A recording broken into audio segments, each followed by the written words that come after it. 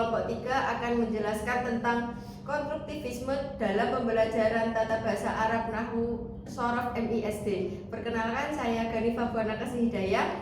Saya Salma Fidara Priyono. Saya Otibul Kunanawati. Saya akan menerangkan pada bagian deskripsi kasus dan identifikasi masalah. Yang pertama yaitu deskripsi kasus. Pembelajaran tata bahasa Arab atau Nahwu Shorof di pembelajaran SD atau MI itu dianggap sulit dan kurang menarik oleh sebagian besar siswa. Karena apa? Karena kebanyakan guru sering menggunakan metode pembelajaran konvensional, yakni metode ceramah dan penjelasan materi satu arah.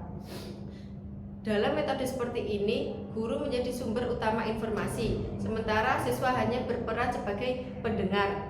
Akibatnya, interaksi dua arah kurang terjadi dan siswa jarang mendapatkan kesempatan untuk mengeksplorasi atau membangun pengetahuannya sendiri, karena guru kebanyakan ceramah, jadi siswa tidak bisa mengeksplor atau membangun pengetahuannya.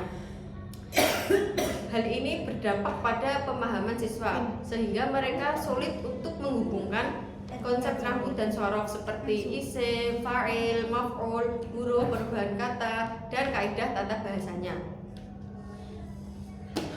Misalnya ketika membaca doa, memahami Al-Quran, atau membuat kalimat dalam bahasa Arab, akhirnya pembelajaran menjadi terasa monoton, membosankan, dan sulit dipahami. Selanjutnya, identifikasi masalah. Dari kasus di atas dapat diidentifikasi beberapa masalah utama. Yang pertama itu ada siswa kurang memahami konsep dasar karena metode belajar yang monoton. Guru terlalu mengandalkan metode ceramah dan penjelasan teoritis tanpa memberikan pembelajaran interaktif dan menyenangkan, sehingga itu membuat siswa mudah bosan dan menganggap pembelajarannya monoton. Dampak dari pembelajaran monoton tersebut, siswa cenderung pasif dan dalam proses belajar, sehingga pemahaman siswa tentang konsep dasar tata bahasa menjadi dangkal karena tidak didukung oleh aktivitas yang melibatkan mereka secara langsung. Kedua, pembelajaran masih bersifat hafalan tanpa dikaitkan dengan pengalaman nyata siswa. Banyak guru ketika mengajar Nahwu Shorof menekankan hafalan kaidah dan contoh tanpa memberi kesempatan siswa untuk menerapkan ilmu tersebut dalam kehidupan sehari-hari. Dari masalah tersebut menimbulkan dampak kepada siswa, yaitu siswa kurang mampu mengaitkan teori dengan praktik. Kemudian tata bahasa Arab hanya sebagai aturan hafalan, bukan sebagai keterampilan berbahasa yang berguna. Misalnya, siswa bisa menyebutkan pola fi'il madhi atau mudhari', tetapi tidak bisa membuat kalimat sederhana menggunakan pola tersebut. Yang ketiga yaitu minimnya partisipasi aktif siswa dalam membangun pemahamannya sendiri. Karena metode pembelajaran yang diberikan guru itu sangat monoton atau berpusat pada guru, siswa tidak diberikan ruang untuk berdiskusi, bereksperimen, atau memecahkan masalah secara mandiri. Dampaknya, siswa tidak terlatih berpikir kritis dan kreatif, kurangnya rasa percaya diri dalam menggunakan bahasa Arab, dan pembelajaran terasa kaku dan kurang menyenangkan, sehingga motivasi mereka untuk belajar Nahwu Shorof itu turun. Kemudian materi selanjutnya akan dijelaskan oleh rekan saya. Baik, selanjutnya saya akan menjelaskan analisis kasus. Kasus ini dianalisis dengan menggunakan teori konstruktivisme dari Piaget dan Vygotsky. Menurut teori ini, pengetahuan dibangun secara aktif oleh siswa melalui pengalaman, interaksi, dan refleksi. Dalam pembelajaran Nahwu Shorof, guru bisa memberikan contoh kalimat yang dekat dengan aktivitas sehari-hari siswa. Lalu siswa diajak menemukan pola kaidah melalui diskusi, tanya jawab, dan latihan menyusun kalimat. Tetapi dengan demikian, siswa tidak hanya menghafal, tetapi memahami aturan bahasa sesuai fungsional.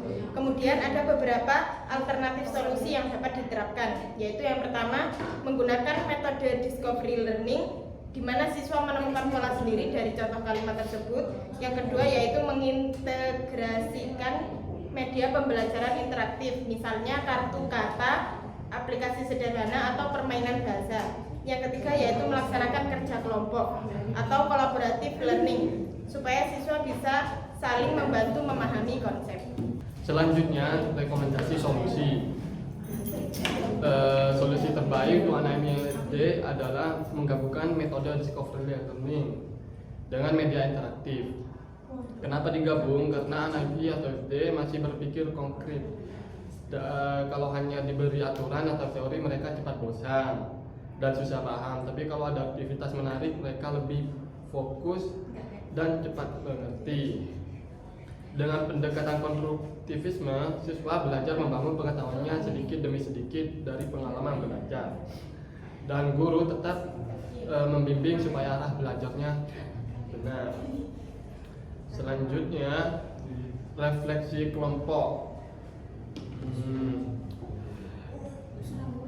Dari studi kasus ini bisa dipahami bahwa belajar nahwu saraf akan lebih bermanfaat kalau siswa diajak aktif membangun pengetahuannya sendiri.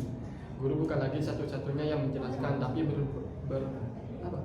berperan sebagai pembimbing atau fasilitator.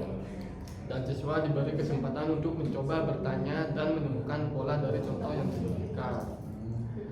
Dengan cara ini, pendekatan konstruktivisme, siswa lebih termotivasi untuk belajar. Pemahaman konsep jadi lebih kuat karena mereka menemukan sendiri. Dan yang terakhir, keterampilan berpikir kritis juga meningkat karena mereka belajar menganalisis dan menarik kesimpulan. Selesai. Saya minta maaf kalau punya salah.